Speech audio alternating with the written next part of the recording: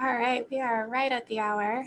So I'll let Ed give a formal introduction, but welcome everyone. For those of you looking for AIA continuing education credit, all of the keynotes and sessions offered today are available for continuing education credit.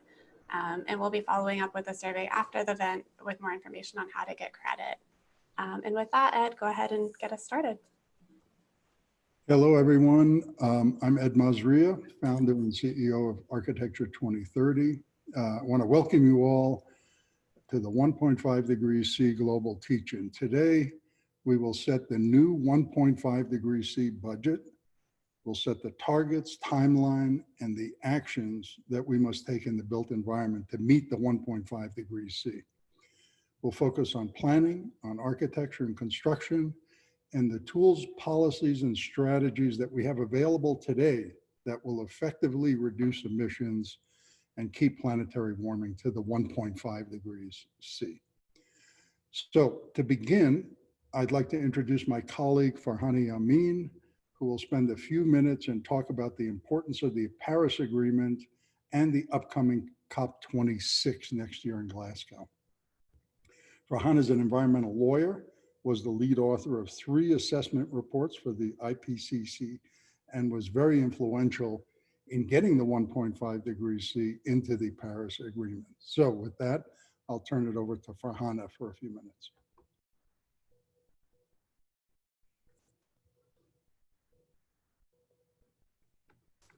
Thank you, Ed. Good morning, everyone who's joined today. Yeah, my name's Farhana Yamin. I've been a climate change lawyer and an advisor to the small island states in the UN climate negotiations since 1991.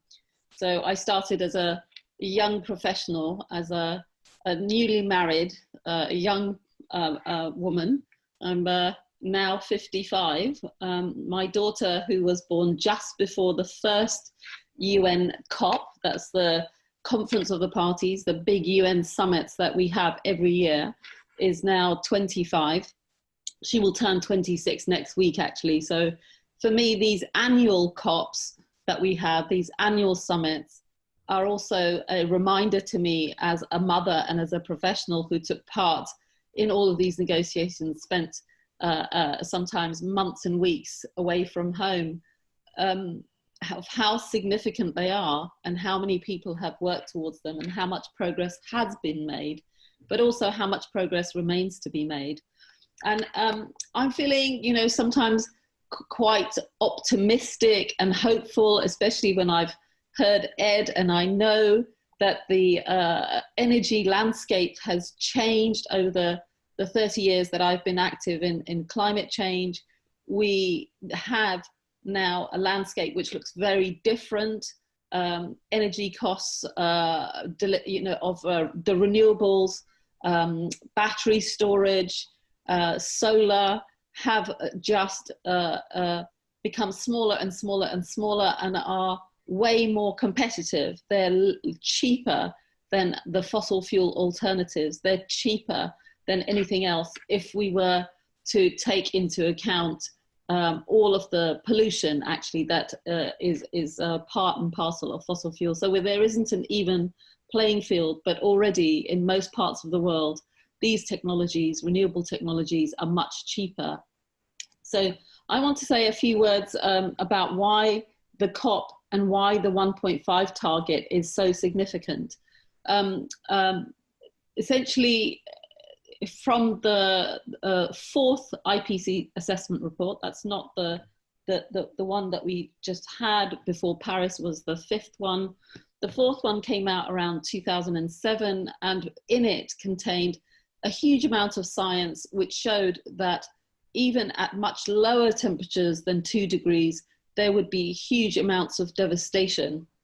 My client countries, the small island and vulnerable countries, were obviously the front lines of those devastating impacts, and they chose to act on the science and to press from 2007, 2008 onwards for the inclusion of the 1.5 goal as the overarching way in which we would avoid dangerous climate change. So there was a massive discussion about what the new international framework would look like, how we would replace the Kyoto Protocol with what became the Paris Agreement, which is the overarching international agreement that we agreed in 2015 in the end.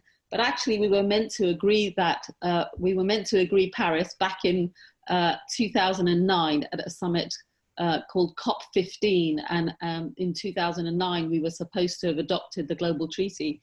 And I'm talking about that now because I want everyone here to be really aware that the 1.5 goal isn't new, and it's been called impossible, or people have been saying it's too expensive and not achievable for about 10, 12 years.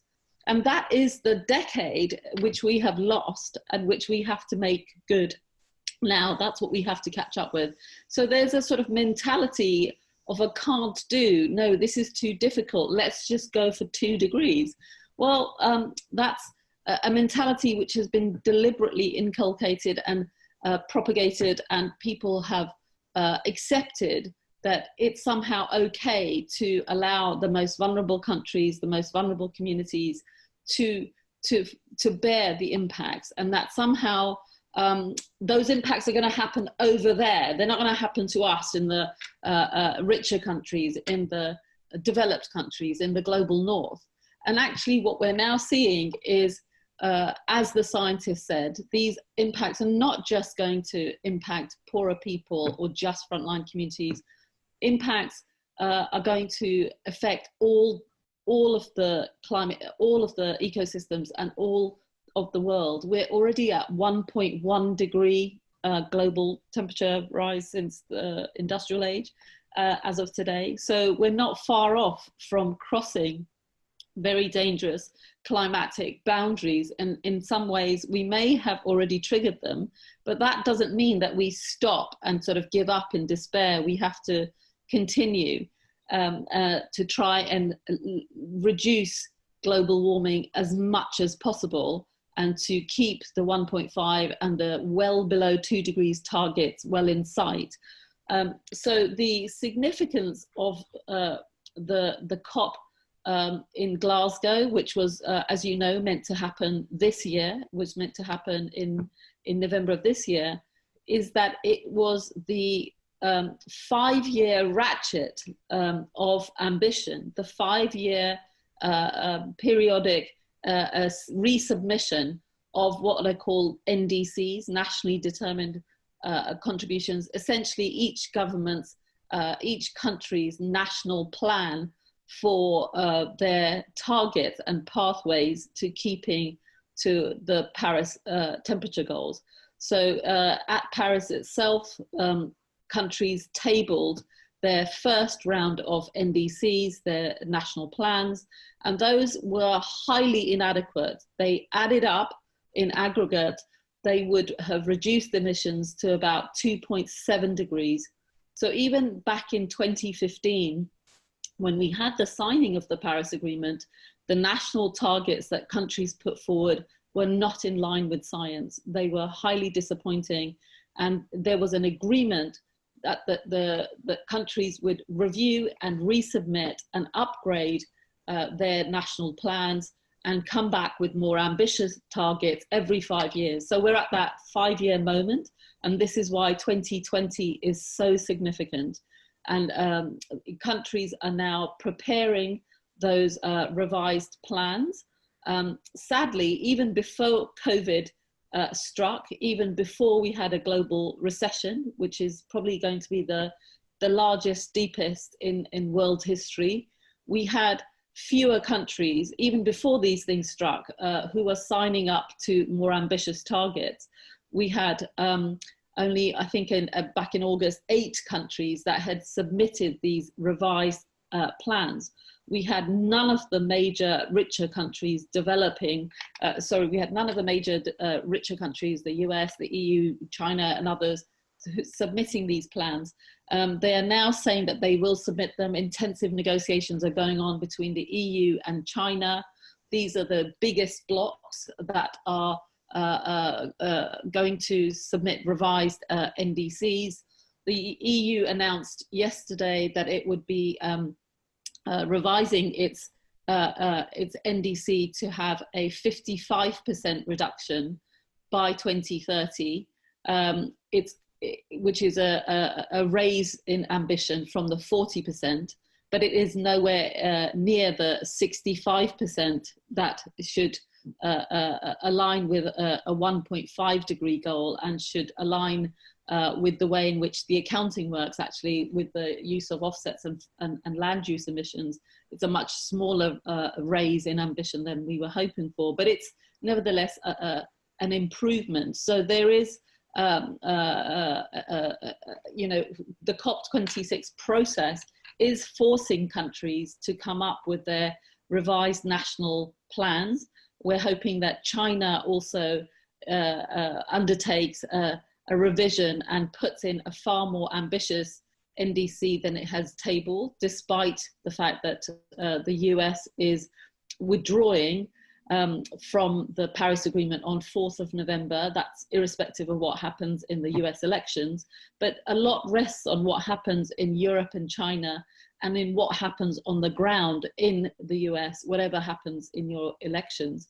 I want to just emphasize that, you know, right now, the doability of 1.5 has never been better. And it rests really on all of us as professionals in our own jobs, in our own sectors, to start making the necessary changes, to insisting sometimes to clients, even when clients may be, you know, going for a suboptimal solution or may not know what's at stake, for us to actually educate them and to insist that they make better choices, and that each of us use our creativity and imagination, and use the power of the professions that we have, the simple tools that, you know, Ed has said, to encourage everyone to go on the 1.5 path, and not to say, oh, it's too late, I'll just carry on doing whatever I was going to do anyway. It's all hopeless. So I want to just end, I had about 10 minutes, with, you know, asking everyone here to reflect, as I did a few years ago. For me, although I've taken part in these negotiations, I've also taken part in the protests organized by Extinction Rebellion, and with my children, I have 4 children, attended many of the climate strikes organized by the young people and students, because it's not just politicians. We can't leave it just to the politicians. We have to act in our own professions. We have to act in our own workplaces. We have to use the power, imagination, creativity, and the tools that we have to reduce emissions. And everyone working in the building, design, construction sector has a huge role to play in literally building the future, in helping us imagine a better future. And I hope that we can all work towards that, and that I will hopefully see some of you at the summit that Ed is talking about in October, which will go ahead, you know, a month ahead of this crucial summit in 2021 in November in Glasgow, and that we will all be working together from today onwards to change the facts on the ground, to change the minds of those who are still resisting and still thinking that they're waiting for someone else to show the leadership that's now needed. So thank you very much, Ed, for giving me this opportunity, and to Architecture 2030 for, you know, holding the 1.5 torch. Things are moving, people are becoming more ambitious, there is a much greater realization, and if we don't do this, then you know, these young children, as I said, I have 4 children under the age of 26, are going to not forgive us and hold us to account for forever. So I encourage you all to step up and to help us keep on the 1.5 pathway. Thank you. Thank you so much, Farhana. We'll begin now with how are we going to get to the 1.5? So let's begin. So we're in a full-blown climate emergency, and we know what the issue is. The issue is burning fossil fuels and putting CO2 up into the atmosphere. The critical thing to understand at this point in time is that right now, timing is everything, and we're going to discuss that. So we've all heard about carbon budgets. It's been all over the place, but most people don't really understand what is the 1.5 carbon budget? What do we have to do to meet that carbon budget? Well, the carbon budget for to stay at 1.5 degrees C to meet that target is 340 gigatons of CO2. That gives us a high probability, a 67% chance of meeting that target. So what does that mean? Right now, we are emitting roughly globally about 40 gigatons of CO2 a year. That'll go down this year, but is expected to go right back up next year. So if we peak now in 2020, everybody talks about, well, we're gonna phase out our emissions by 2050. If we take a straight line down from where we are today in the end of 2020 down to 2050, that's 600 gigatons. We've already used up, 260 gigatons of that. So that is not going to get us to the 1.5. So what do we need to do to meet the 340 gigatons? Well, we have to reduce our emissions by 65% by 2030, and then phase out all CO2 emissions by the year 2040. So the 2050 date is no longer viable. We need to be talking about the 2030 date and the 2040 date. And why is that important? Because every scenario that the IPCC has run, if we go past the 2 degrees C, we're in an awful lot of trouble, and it is very, very difficult. The planet essentially keeps on warming. There's so much CO2 in the atmosphere. If we stay under the 2 degrees C, roughly at about 1.5, then we can bring the planet back to the temperatures we've always known. That's why it's so important to meet the 1.5, stay at around that level. So right now, between now and 2060, it's projected that every week, about 1.5 million people are being added in and around cities worldwide. That is a huge construction number. So we have an important role to play in the built environment. So where is all that construction expected to take place? Well, right now, it's expected to take place in the global north. That's where a lot of the wealth is. That's where the building is happening when we come out of COVID. That's where all the infrastructure money is going to go. So we're going to see construction then start in the global north, but there's only so much you can build in places that are developed. So we'll see 8-10 years after that, we'll see construction begin to move into the global south in Africa, Asia, Southeast Asia, Latin America. And then after that, there'll be an explosion in the global south because of population growth. India is expected to really increase dramatically. So is Africa, Latin America, Southeast Asia. We'll see construction move down there. Why is that so important? Look at where all the tree cover density is. Look at where our tropical forests are. You can see the dark green. Today, about 36 football fields worth of trees are being lost every minute in the world today due to deforestation. And that deforestation is responsible for about 8 to 10% of global CO2 emissions. The problem also, not only with the deforestation, is in those forests, in those areas, in the global south where all this construction is expected to take place, that's where all the biodiversity is. You can see where the density of vertebrate species. And between 1970 and 2016, we've lost about 68% of those species, the mammals, birds, fish, reptiles. We can't afford to lose anymore. So how we develop in the global north to set the agenda for everything that goes on after that in the global south is going to be critical. All of it's going to be critical. We're all now in a pandemic.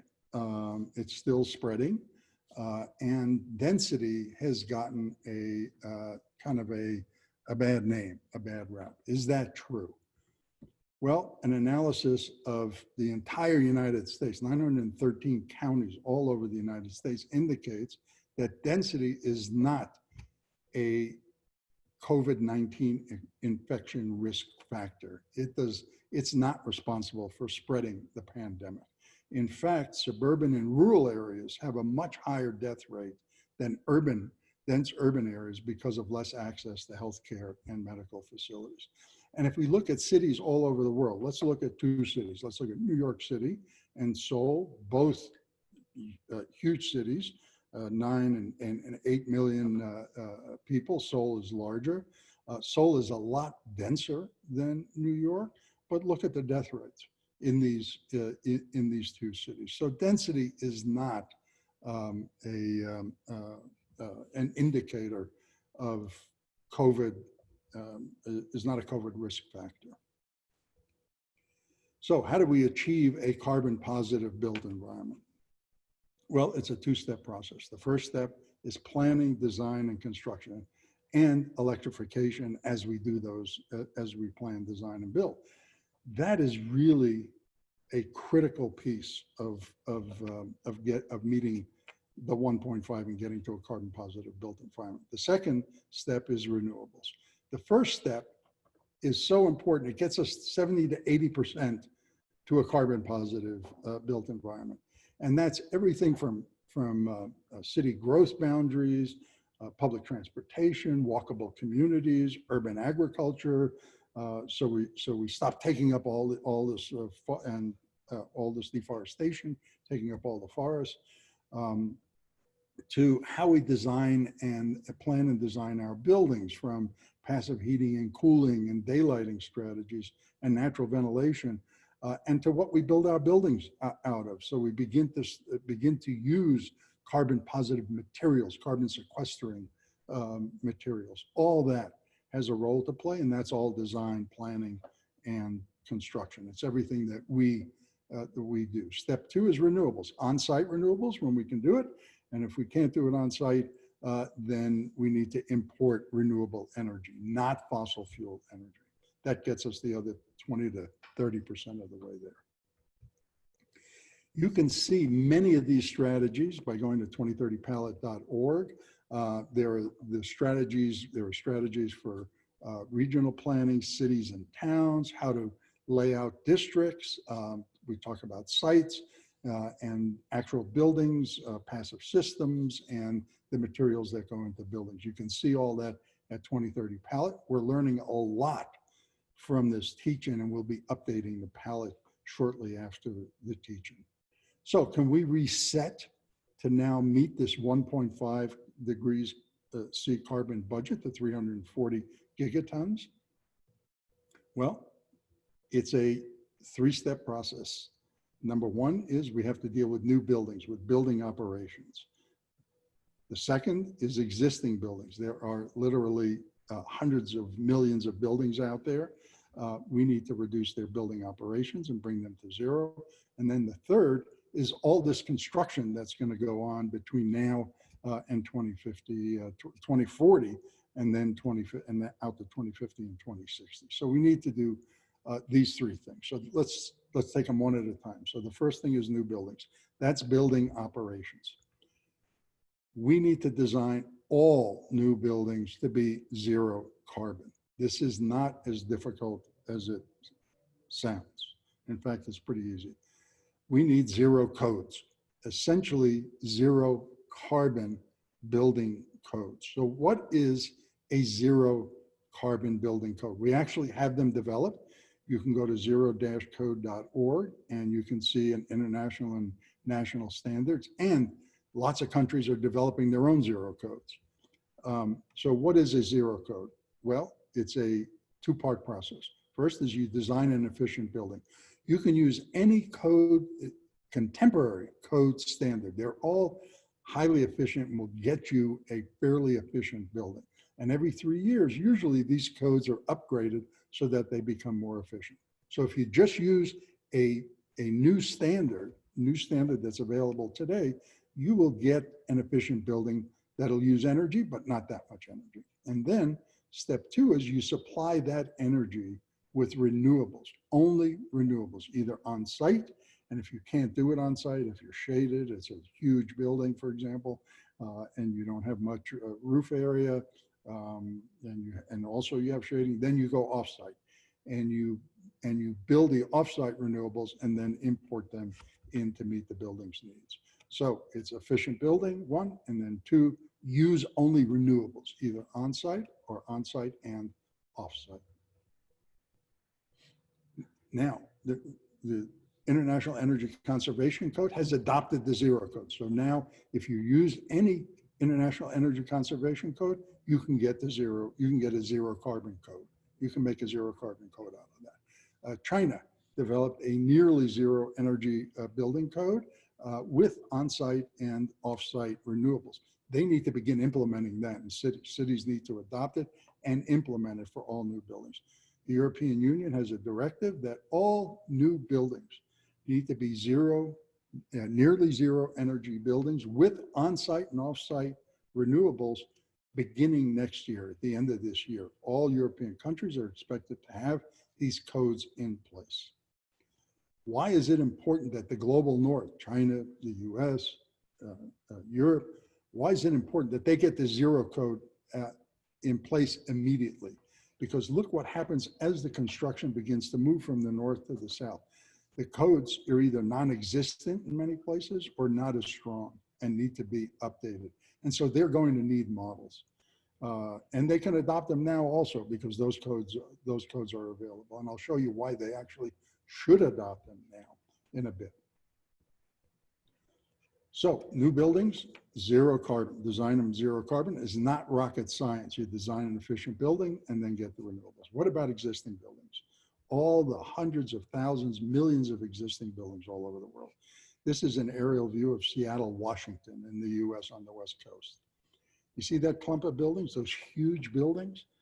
That's 2.8% of all the buildings in Seattle. It's a very small, it's only a handful of buildings, 5,000 buildings are in that area out of 181,000, so 2.8%, very small percentage of buildings.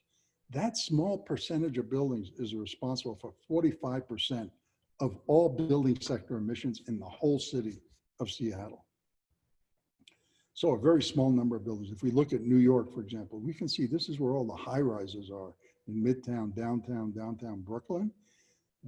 Those buildings are roughly over 50,000 square feet. In New York, buildings over 50,000 square feet are responsible for half of all New York City's emissions. So a small handful. You can see the same thing in Chicago, the big buildings along the waterfront, and then miles and miles of small buildings. Same thing in Los Angeles, same thing in Madrid, same thing in Jakarta. You can see these huge, huge buildings, then lots and lots and lots of small buildings. Same thing in Nagasaki, Japan. Same thing in Mumbai, some huge buildings, and then medium-sized and smaller buildings all over. You can see the same thing in Vietnam, Seoul, South Korea, a huge number of, or a huge number of buildings, but a concentration of these very, very large buildings. Sydney, Australia, the same thing. So you can see this in city after city, Guangzhou in China, for example. So how do we deal with this? How do we get government policies for all these buildings? Well, the first thing is, one, we need to establish an emissions threshold in floor areas, so of big buildings. So we need to start from the largest buildings in the city and work our way down until we get to 50% of all building sector emissions. That'll be essentially relative, a handful of buildings. There won't be all these millions of buildings. They'll be responsible for 50% of emissions. That's half of all the emissions in the city. Those we call the big buildings and big building emitters. And then the other half are obviously hundreds of thousands, if not in New York City, for example, it's 1 million small buildings. They're responsible for the other half. So a small number of buildings, very, very large, responsible for 50, and then all the other buildings responsible for the rest. That leads us to a two-part policy. So We also know that if you're going to renovate a building, it's cheaper to renovate it to high efficiency standards. You're changing out equipment, so you change out to better equipment. If you're renovating, you insulate, you do all sorts of things. So it costs a lot less if you're going to renovate. We call those intervention points. So what we say is establish, once you have where the big buildings are, where all the rest are, you establish a big buildings emitters policy. And so what that looks like is you require all those big buildings, which are only a handful now, to electrify and use renewables and be zero carbon, and you give them 10 years to do it by 2030. And all the renewables, all the energy they do use then has to be either on-site or off-site renewables, on-site and or off-site renewables. And you give them 10 years to do it. So if they're going to renovate at some point, then they just renovate it to electrify and then use renewables. And you provide phased incentives. So those who want to do it in the next year or 2 or 3 years, give them all sorts of incentives, fast track permitting, low interest loans. You can give them tax credits and tax abatements, equipment discounts, for example, to use to electrify, get rid of gas, on-site natural gas. And so you don't get a pile up at 2030. You start getting these buildings electrified and upgraded and using renewables right away. So that gets you the 50%. What about that other 50%, the hundreds of thousands of millions of other buildings that use the other 50%? Well, for all the other buildings, what you do is you require electrification plus renewables. Again, same thing, but you do those at building intervention points. So for example, if you come in for a use change or a building change, you're usually going to renovate the building. You then have to electrify and use 100% renewables. Or if you're going to renovate, you require that. If you equipment replacement, you only allow electrification. And then if you sell a building, lots of buildings, or smaller buildings, are bought and sold all the time, you require the new owner to electrify and use on-site or off-site renewables. And provide early incentives so you don't get them all stacking up later on. You try to get as many renovated as early as possible. So that gives us our 2 buildings policy. We get 50% of the buildings by 2030. We get those all electrified and renovated and with renewables. And then we get the other 50% incrementally as we move out in time. That's really important because these policies will not only reduce building sector operations by 65% by 2030, again, 50% on the left and another 15%, maybe on the right. So we'll get to that 65%. But as important, newly renovated buildings will less likely be demolished. Once you get the tax incentives and you upgrade the building and you get it to carbon neutral, you're not going to demolish it. And you save huge amounts of embodied carbon if you don't demolish and build new, but you renovate. All the steel, all the concrete. This is an enormous, enormous benefit. So that leads us, that's how we do new buildings. Now we know how to do existing buildings and get to our 65% reduction. What about all the materials in construction? Well, we know that if we renovate, we're not going to take them down. So keeping existing buildings is important in play. But what about all these other materials? There are literally hundreds of thousands of materials that we can look for. This is the way we normally see the built environment and the entire emissions pie. You have building operations, roughly 28%, and then the core and shell of buildings, that's steel, cement, bricks, glass, sash, roofing, insulation, all that's about 11%. And then everything else, all the equipment, HVAC, lighting, interiors, carpet, all that moves into the 32%. So trying to deal with all that is going to sounds really difficult. So we've taken a stab at reorienting everything. And if we reshape the pie, we see building operations still 28%, but now industry, concrete and steel are responsible for almost half of all industrial emissions. Just two materials are responsible for half. Now we see a way forward. We get a handle on those two materials, just like the big buildings, small buildings.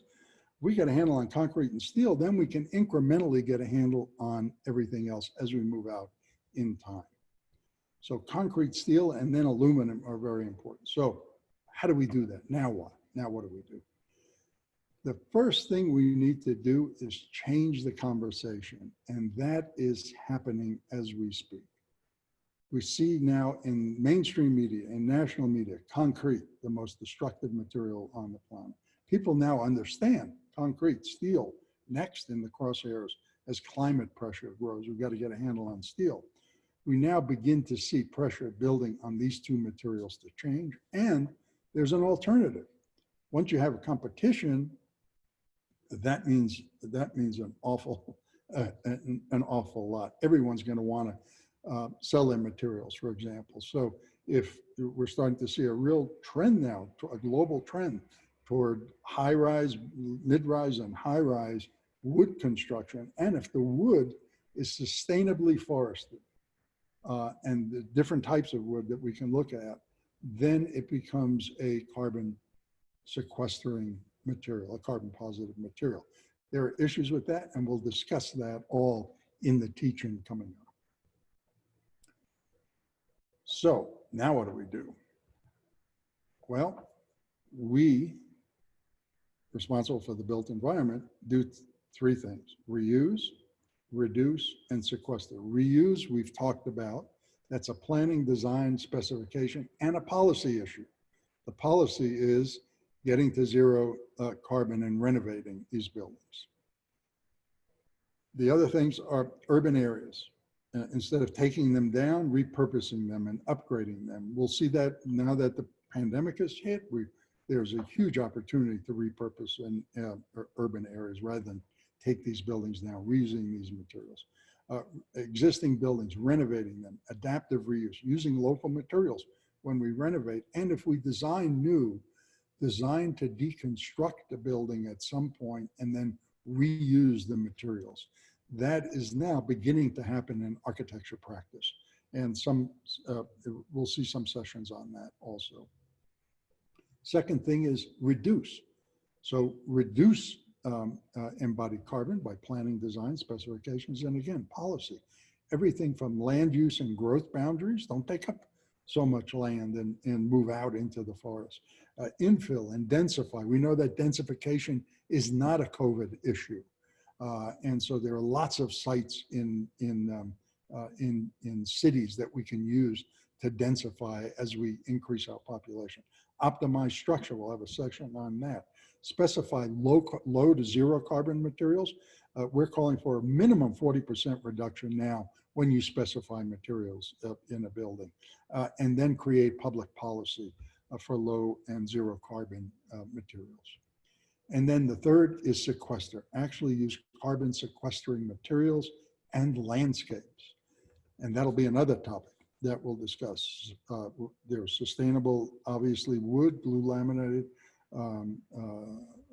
cross-laminated wood, and bamboo. Bamboo is also very fast-growing, very sustainable material and very strong.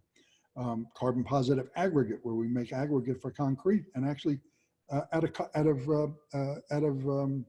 carbon, and take that carbon out of the air and from other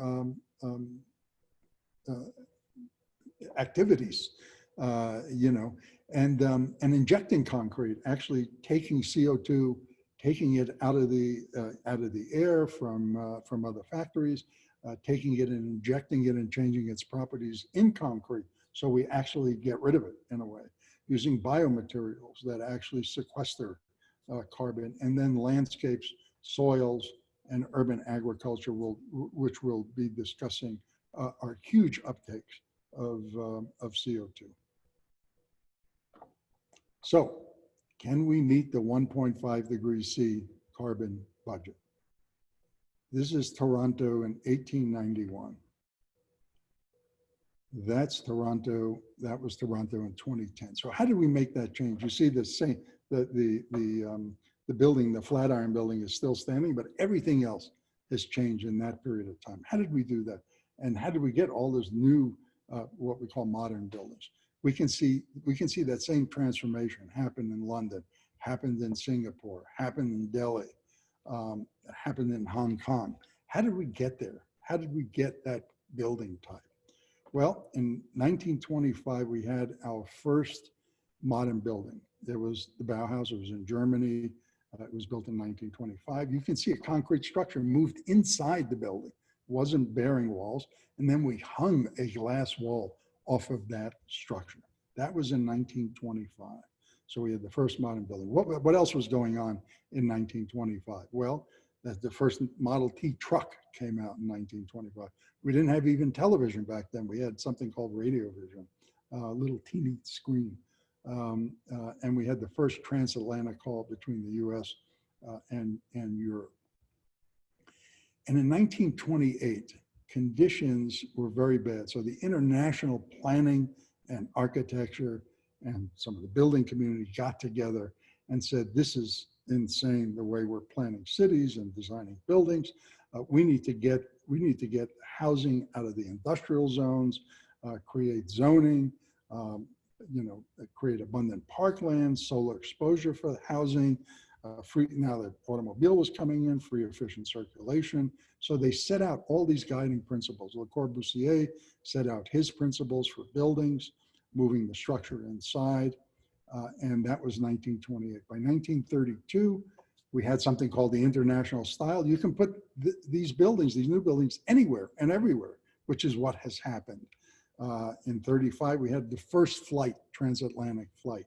By 39, Philip Johnson moved all the structure inside, daylit the whole building, beautiful building. And by 49 and then 52, we had an all glass building in a super cold climate, the Johnson Glass House. We had the Skidmore Lever House, a beautiful building. At that time, the curtain wall just hung off the structure. And by 56, we had entire cities then built on modern principles. All that took place in just 27 years. And we did all that with, these were the tools we had. We didn't have computers then. We had a T-square, a triangle, and an ink pen that we dipped in an inkwell. Took years to make a set of drawings. We had to scrape the ink off the drawings, and we used a slide rule to calculate the structure. 27 years we did all that. We didn't get the first pen until 1960, and the first laptop came in 1991. And these are the tools we have today. We can model anything. Daylight, you name it, we can model it. We can build anything. We can structure anything. We could look at the solar potential of anything. And we will demonstrate a lot of these tools in between different sessions as we go through the day. So I urge you to look at those. So how do we get to 340 gigatons? Well, if we immediately call for no more new coal plants, a moratorium on coal, which the UN is calling for, and no more gas hookups of buildings, no more fossil fuels for new buildings, and we design to the zero code. Immediately then we will begin dropping our emissions. And then by 2030, we need to phase out all coal plants, which is not that difficult to do because we're beginning to phase out now in different parts of the world. Get 50% of our building floor area electrified. We showed you how to do that. And then 50% of our concrete and steel emissions, get a reduction there by 2030. If we do just those things, that's not transportation, not all these other things, we get a 54% reduction down almost to the sweet spot of the 340. So not that difficult. So can we meet the 1.5 degrees C? Of course we can.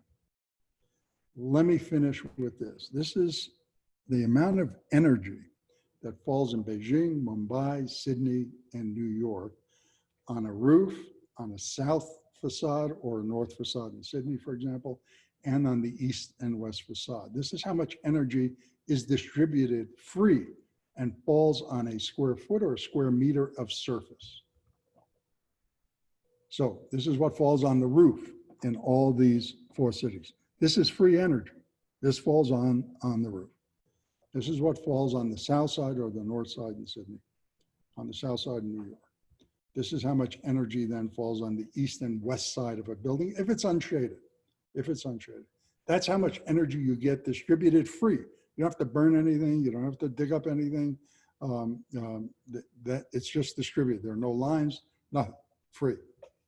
This is how much energy, if you use the latest, not even the latest, but the 2016 ASHRAE building code for an office or a school, for example, this is how much energy those buildings will use in almost all of those cities, all of those areas, roughly that amount, that little red bar.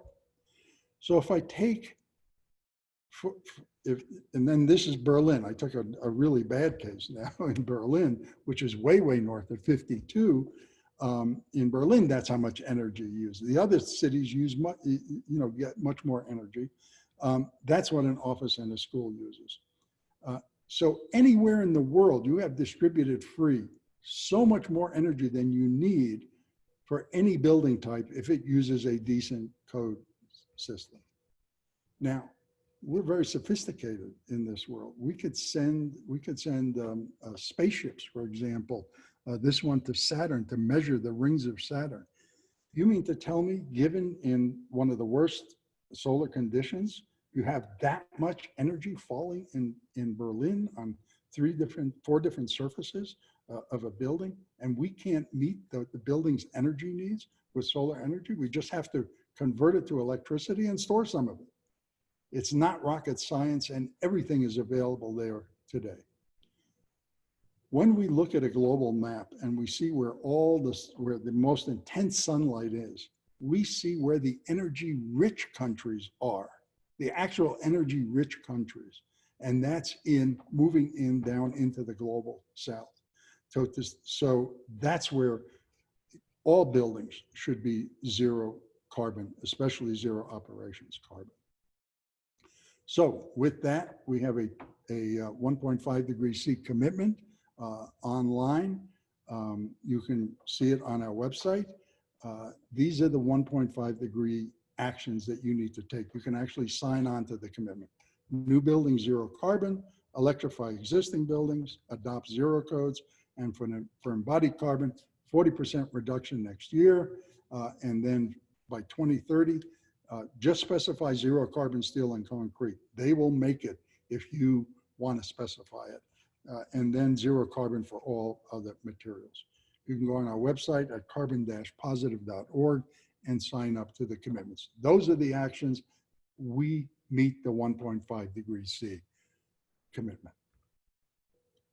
So to end, we'll see you all in Glasgow for COP26. We're expecting to hold a summit just before the November meeting, COP26, sometime in October, where we'll bring the best of what you all will do and have been and will do between now and then, bring that to Glasgow, to London and Glasgow, and move the countries to actually up their commitments and adopt the 1.5 degrees C target. Thank you all so much. It is up to us.